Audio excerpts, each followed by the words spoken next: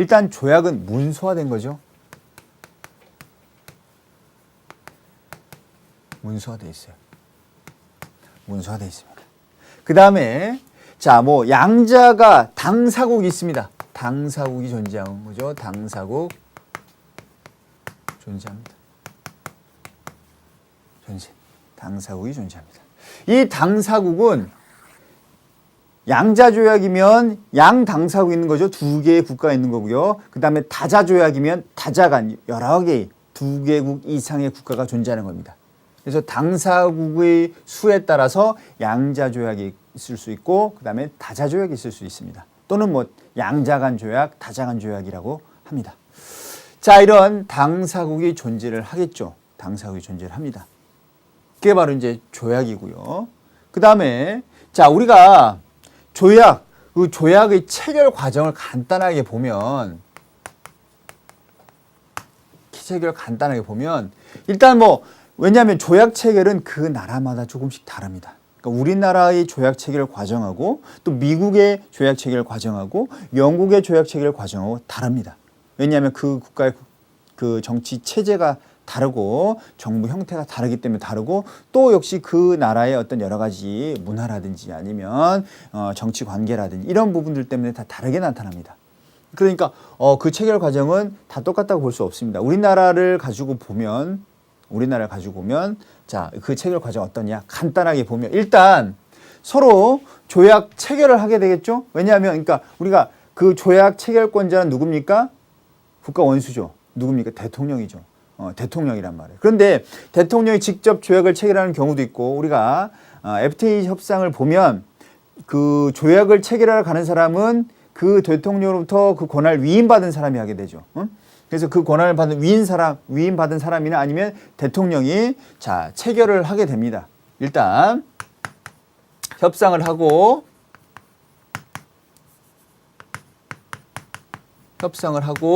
그 다음에 자, 그에 대해서 조율을 하게 돼요.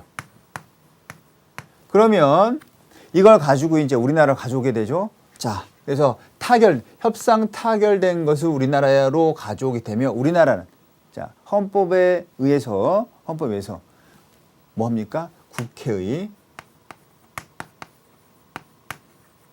비준 동의를 거치게 되죠. 국회의 비준 동의를 거치게 됩니다. 자, 국회의 비준 동의를 거쳐야 되는 내용에 대해서 헌법에 나와 있습니다. 뭐 상호 원조에 관한 거라든지 아니면 주권의 제약이라든지 아니면 경제적 부담을 주는 거라든지 이런 것들. 자, 이런 것들에 대해서 그러니까 국가의 중대한 내용이 될 수 있는 또 국민에게 중대한 내용이 될 수 있는 그 다음에 뭔가 법의 제정이나 개정이 필요한 내용 이런 내용에 대해서는 국회의 비준 동의를 거치게 됩니다. 그 다음에 그에 대해서 대통령이 서명 비준하면서 이제 공포가 되는 거죠. 발효가 됩니다. 자, 이런 간단한 이제 절차로 선생님이 설명을 드렸는데 여기서 중요한 건 뭡니까? 당연히 협상하고 그 다음에 대통령이 서명 비준은 당연히 당연한 절차지만 우리가 항상 시험에서 문제가 되는 것은 뭐가 필요하다? 국회의 뭐가 필요하다? 비준 동의가 필요하다. 비준 동의가. 자, 이러한 비준 동의에 의해서 뭐가 되는 거예요? 견제할 수도 있는 거고요. 그 다음에 이런 비준 동의를 통해서 뭐는 국제법은 하나의 국내법과 동일한 효력을 지니기도 한단 말이에요. 자, 이런 그 과정, 체결 과정에 대해서 살펴봤고요. 여러분의 교재 보시면 몇 페이지에 있냐면 여러분 교재가 164페이지 위에 상단에 선생님이 간단하게 표로 이제 정리해 놨습니다. 그러면 다시 와서 우리가 체결 과정을 했고 그 내용에 대해서 보도록 하겠습니다. 그 표 밑에 164페이지의 내용, 자, 특징에 대해서 한번 쭉 살펴볼 텐데요. 일단 우리가 조약이라고 할 때 조약이란 말을 쓰기도 하지만 우리가 협약이라든지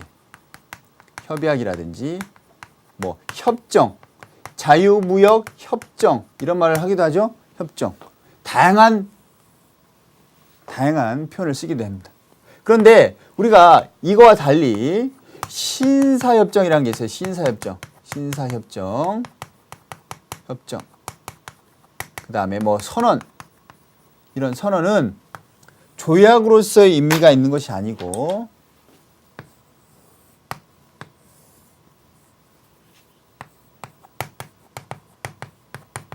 조약으로서 의미가 있는 것이 아니고 하나의 그냥 약속, 그냥 공동적으로 그에 대해서 한번 이야기를 하고 그 다음에 서로 이런 이야기를 했다라는 것을 알려주는 어떤 그런 형식적인 거에 불과하단 말이에요. 형식적인 그 절차에 불과하다고요. 하나의 조약으로서 이런 협정이나 협약이라든지 뭐 이런 것처럼 그 국가 간의 어떤 그 구속하는 구속력을 지닌 것이 아니고 이런 신사협정이라든지 선언은 조약으로서 역할을 하지 않고 구속력이 없단 말이에요. 구속력.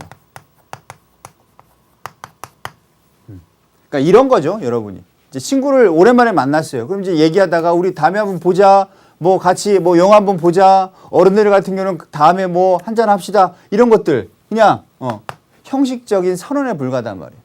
신사협정도 마찬가지로요. 그렇기 때문에 조약이 될 수 없고 구속력을 지니지 않는 거죠. 구속력을 지니지 않습니다. 자, 당연히 이러한 협약이나 협정은 구속력을 지니게 되죠. 구속력. 만약에 문제가 되는 경우 어떻게 한다고 했어요? 국제사법재판소에 대해서 그에 대한 분쟁에 대해서 제소할 수 있다고 했죠.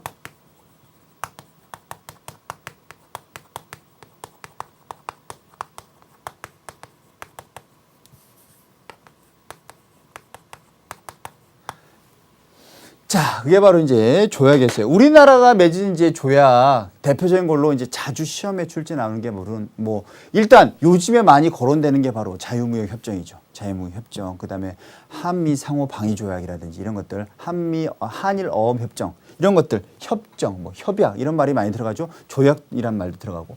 그러니까 협약이나 협정이란 말이 들어갔다 하더라도 이런 체결 절차 과정이 있다면 조약으로서 인정받고 구속력이 발생한다는 얘기입니다.